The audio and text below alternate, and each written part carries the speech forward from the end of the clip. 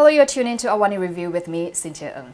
Homegrown digital bank, Right Bank and Universiti Malaya recently presented their AI research at the Conference on Empirical Methods in Natural Language Processing, or EMNLP 2025 in Suzhou, China, one of the field's most respected platforms, a very proud moment for Malaysia. So today we will be looking at what the team have achieved and why it matters for everyday banking. Joining me on the show today are Right Bank Chief Product Officer Foong and Universiti Malaya's Professor Seng. Thank you so much for coming on the show. Thank you for having us. So I'm going to start with the conference, quite a mouthful, EMNLP. Yeah. I understand that it's quite a tough platform to reach and even to present, even for seasoned researchers. So for viewers who may not follow the AI world closely, what does presenting that actually mean about the work? What does it say about the work that you are doing, Professor? Yep, I think like what you mentioned, I think it's a great achievement not just for the countries, but as well as the homegrown talent, because the paper that we presented, which is the core banking functions for the right AI, eventually is been done by part of the university's students, and it shows that how the local talents eventually can drive the whole Malaysia ecosystem. That we always think that Malaysia can't do it for this. And as you mentioned, EMLP is one of the toughest conference in the world that is looking into natural language processing. So this is the second time that the joint collaboration between YTL and Universiti Malaya have managed to get into EMLP. Last year, we have our Malay MMLU, which is the first Malay benchmark. We also managed to put into EMLP, and this year we move one step further from theoretical perspective. Now we move to a practical world to show the world that how this can be done, and it's been done in the most heavily regulated industry. So it's a proud for the countries. Yeah. Okay, so let's get to the practicality of it. How does language-centric AI actually change everyday banking for the average customers? Is it faster, safer? Is it more intuitive? What is it? To me, it's a lot more natural in the first place, because following the advances in generative AI, there was a breakthrough about 3 years ago where in order to make the computer to do something for you, it used to take computing language such as Python and Java. Now we can do it in human natural language such as Malay. So just speak to the app. So yes, in some ways. Exactly. So instead of trying to find it in the midst of all the menus, you get to speak to it directly, and it is able to converse with you and be able to execute banking transactions for you. I think this is especially important for Malaysia because we speak very differently from the rest of the world. We speak Bahasa Rojak. We mix languages together, and thus our app and to a certain degree the large language model that we develop as well, Ilmu, is able to understand this what we call code switching environment. Okay, that sounds pretty impressive. I have yet to test it, but I will after this interview. Sure. Okay, so while it eases transactions, it makes life easier for people, I think the core question here is how can you make people trust AI, especially when it comes to money? Trust is hugely important for a bank. It's the fundamental for a bank, and thus, because we are the first licensed financial institution to deploy this kind of AI in consumer-facing, we take a lot of steps in order to make it safe. For example, Right AI was designed to be a multi-agent systems. When you convey your intention in natural language to Right AI, the first thing that it goes through is this particular agent called guardrail agent. So what guardrail agent is doing is to make sure that what the intention that you are conveying is in fact what it is supporting, and it will so when you say transfer money to like your certain friends, it will be able to support this kind of intention. But if you say who is say PMX, it probably won't answer you correctly. It will probably refuse to answer you because that's not the intention that it wants to do. Right. And that includes malicious intention as well. That's where we got it from malicious intention. That's when so dangerous stuff will not get into the system.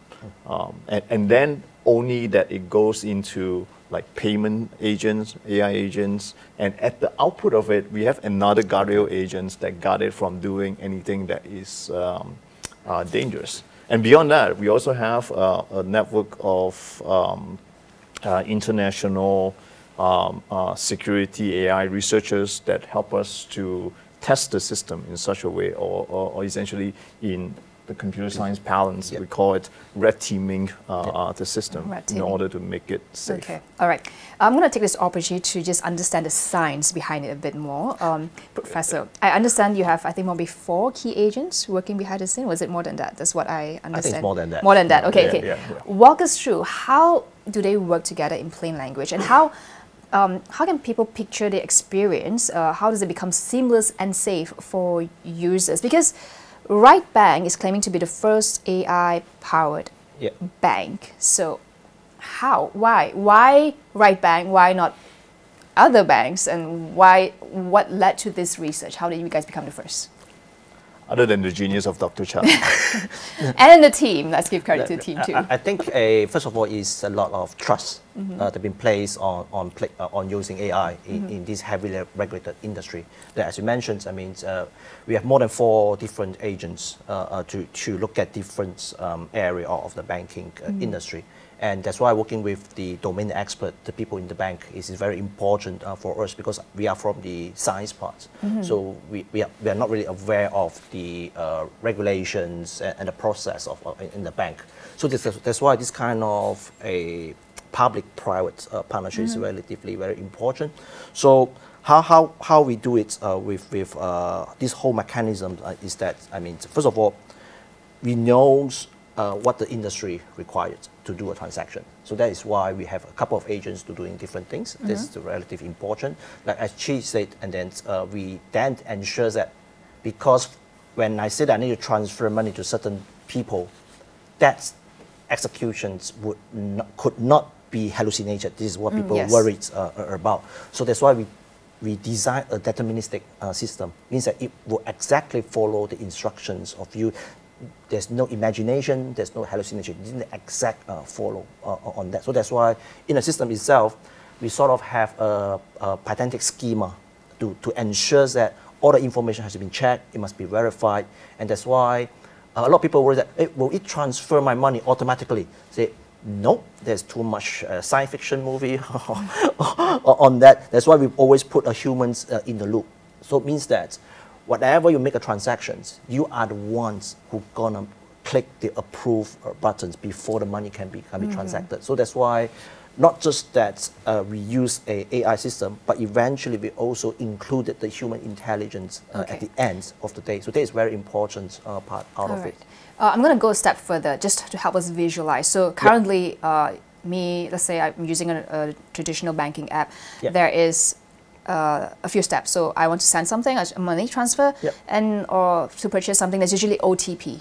And then you have to verify, say okay, and then it goes through. How is it different from Right Bank's AI-powered model? I think, like first you say, you need to go through a sort of a manual. Then you have A, B, C, D, E process. But with Right AI, you just need to speak to it. I mean, transfer money. That's it. And the way that you convey the message, transfer money, it doesn't need to be even in a proper English. It can be Bahasa Roja, as Chee said. You can use short form, you can use Manglish. It doesn't matter that much. So that is how it is so different from other people on these services. And then again, for the security part, it will be almost the same, because this is a regulatory requirement. So it's not something fancy that we could design by ourselves, that, okay, let's remove the OTP. Nope. Anything that below 250, for example, means that it must have a confirmation by the humans. But anything more than 250, then it means that you need to have a 2 authentication factor out of it. So that's why this is where we do. Essentially, all the security measures that you do with your regular CIMB or Maybank are grandfathered into the same process that we are doing. So beyond the AI security that we did, so which means that our processes actually has stronger security versus the traditional banking. Simply because we have the AI part that is protecting the transactions as well. And then everything else from OTP to face recognition are also being grandfathered into our regular processes. Okay, and I imagine that is faster even. It's definitely faster to do, simply because it's more natural to do.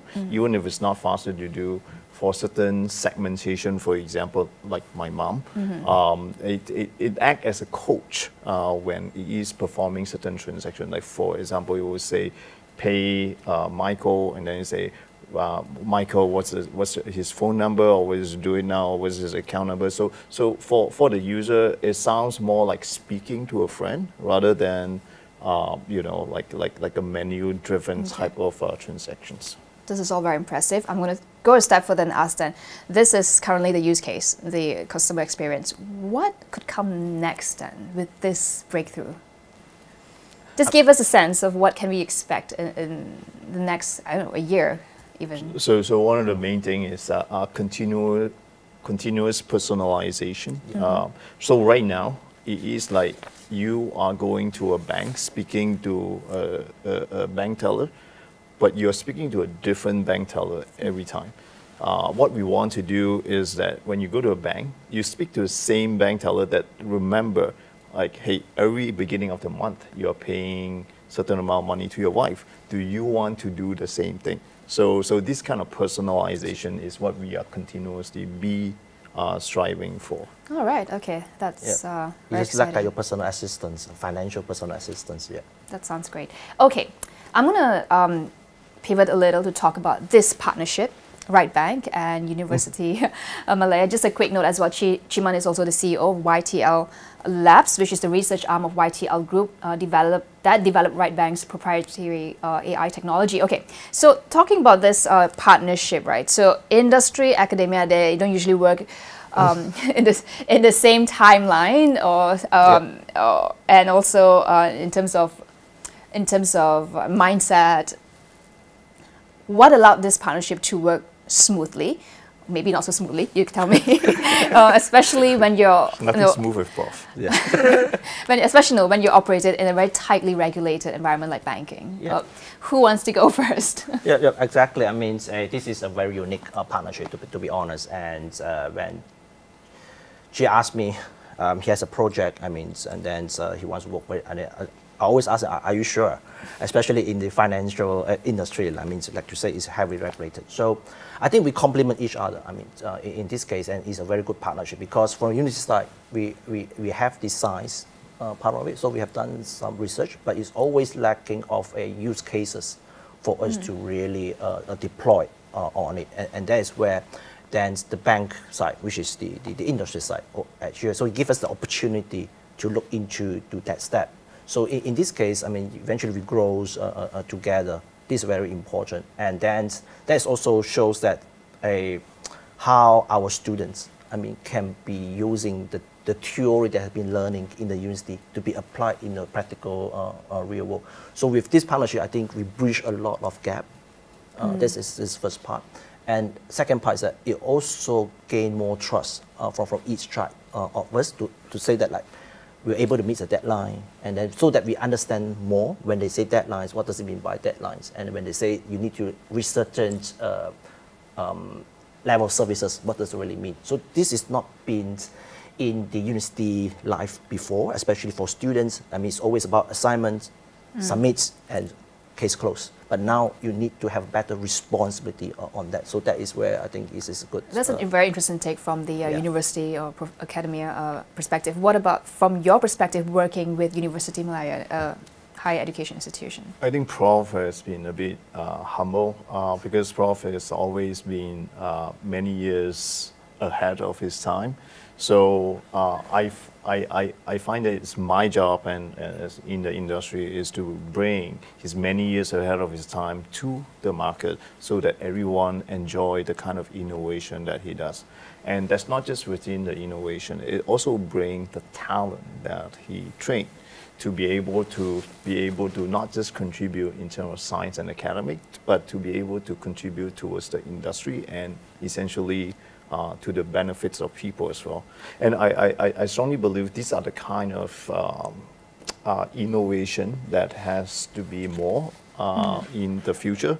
Because if you look at countries like United States and England, there are a very heavy collaboration between top research universities and private companies, and that's where majority of the innovation comes by.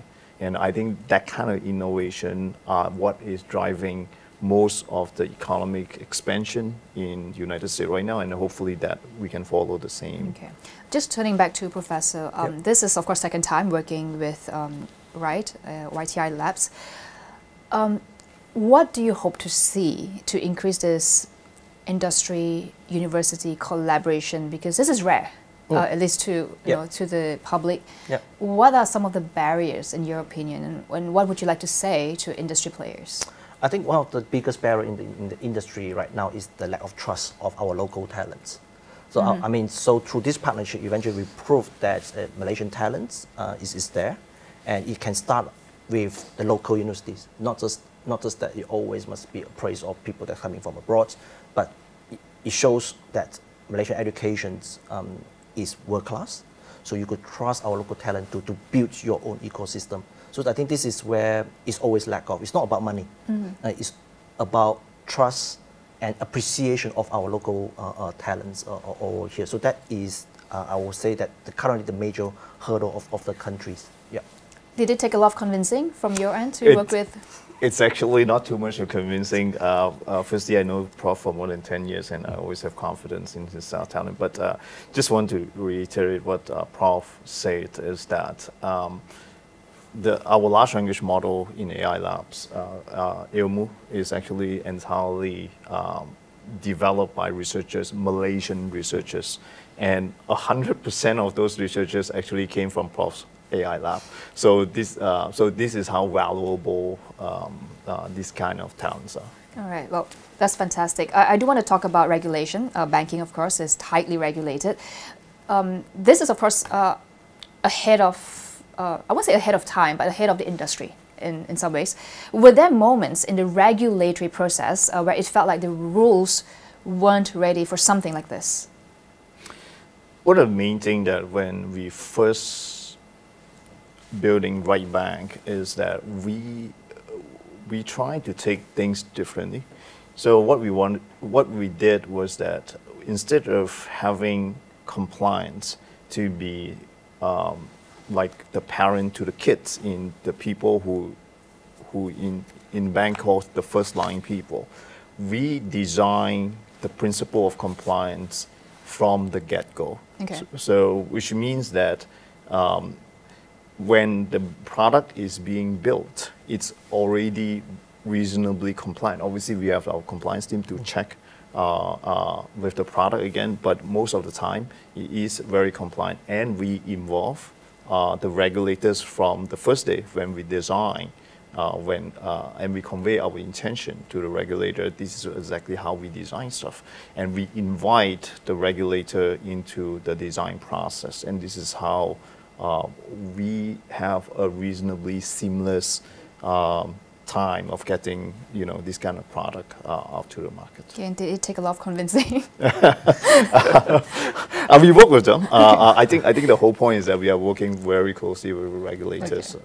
All right, I want to talk about responsibilities and red lines, if you may, when it comes to AI, because when technology starts influencing decisions, for instance, credit assessment, right? The responsibility becomes very, very real, because you could basically opt out people which the technology thinks that, hey, you're unworthy of credit. For instance, this is one example. In your opinion, how do you decide what are the areas that AI should not be doing? What are some of the ethical risks do you think that we should be considering right now when it comes to using AI in finance and banking? I think first and foremost, I think decisioning using AI has been in the financial industry for a bit of time. And my opinion is in such a way that AI is in fact a lot more replicable. And in fact, if you have a human to make credit decision, when the human is hungry, potentially the credit decisioning might be less fair than what it should be. Whereas AI is generally do not have any emotion attached to it, right? So it is essentially trained on the data that you had before, right? So, and it is a much easier process to detect the biases on your previous data and thus and fix your AI decisioning. And in fact, we personally have been working on AI credit worthiness determination for the last 10 years. Okay. And we find that it is essentially with algorithms, it can be a lot fairer because you can check it independently versus potentially a human mind, which can be a lot more fictitious. Okay. Yeah, I think that what she said, data governance is very important over here.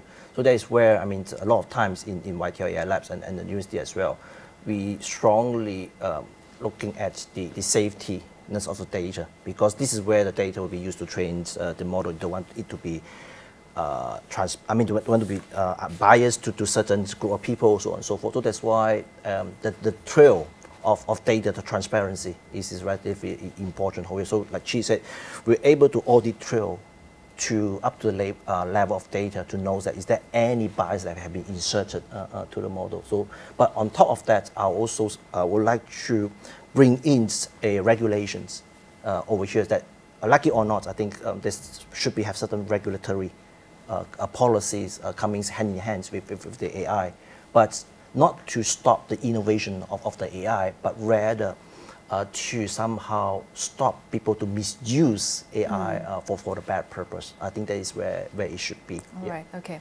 Okay, so I do want to talk about ecosystem. So right now, this EMNLP recognition is, of course, a very good first step. How do we turn the spotlight to having a stronger AI ecosystem in Malaysia? This, I think, the consensus or general feeling that we feel is that, okay, Malaysians are users of AI, but we are not yet as much a producer of AI. So how do we turn that around? And how does this research and this technology partnership, how do you take it to the next level? Yeah, I would say that honestly, we have already turned it when YTL decided to invest almost $2 billion, I mean, in the YTL data center in Kulai, Johor, because that will give us massive computation power to become the builders of the AIs. So that is already been done in the very first place. And now with the establishment of this private-public partnership, it means that we can groom more local talents, and we have shown successful story in the right bank applications because it's fully built by Malaysians. So I would say that the view is already running. Okay. But now we want to have more people to be on board from different universities, from different industry, to ensure that and to show to the world that we could do it. So that's why I would say that the ball is already rolling, and we hope to have more people on board to make it much more bigger. So the ball is rolling. Where are you going to kick it to? So I think it's from a YTL AI Lab standpoint, we are building the infrastructure so that other builders can build on top of us easily, right? So I think for Malaysia to be an AI advanced builder country, what we need is that we need infrastructure that the builders can use and be able to, for them to solve their very specific problem, for example, in healthcare, manufacturing, financial services, and be able to use the substrate, or we kind of make the bricks for them to build houses on. And what kind of houses is really up to them to build. What we want to do is to make it a lot easier and cheaper for them to innovate on top of us. So just to get clarification, this is a proprietary tool, I mean technology from you both, looking to expand it to other areas besides banking? Well, essentially, if you look at what YTL AI Labs is doing, is that we make our own large language model, including automated speech recognition, including image recognition technology, and these are the infrastructure technology for innovators to build things on. And one of the example of innovation that can be built on top of this kind of technology is essentially the right bank. So that is an example that we want to show that, hey, this is how you can build something on top of Ilmu easily and be able to solve problems for the users. Yeah. So we are inviting, and in fact, there are more than 20 companies right now that are building on top of what we are providing in AI Labs. Across various sectors. Across various sectors, from entertainment to automotive to educational to healthcare. All right. Well, looking forward to talk about that later on. But first of all, thank you so much for coming to the show. It's great to have you. Professor Chan and Chee, thank you so much, and best of luck with the work that you're doing. Thank you. Thank you. Pleasure.